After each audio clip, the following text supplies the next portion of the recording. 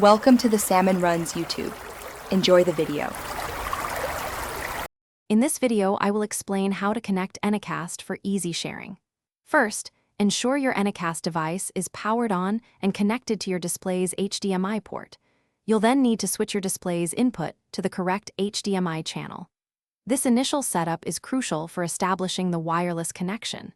We'll cover the steps for both Android and iOS devices, ensuring a smooth mirroring experience for everyone. Get ready to share your content effortlessly. Connecting your Android device to Anycast is straightforward. Navigate to your phone settings and look for Smart View, Cast, or Wireless Display. Once you find it, your phone will scan for nearby devices. Select your Anycast dongle from the list, usually identified by a unique name. After a few moments, your Android screen will appear on the larger display, ready for presentations or entertainment. It's a seamless process taking less than 1 minute.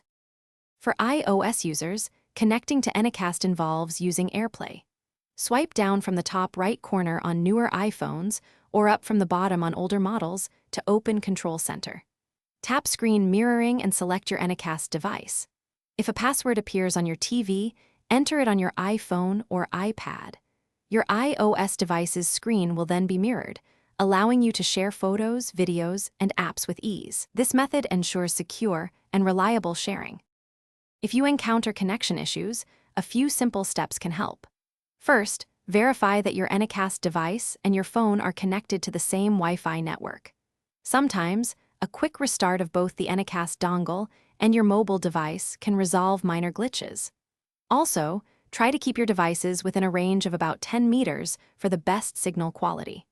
These tips will help ensure a stable and enjoyable screen mirroring experience every time you connect. Thanks for watching. Consider subscribing if we helped you.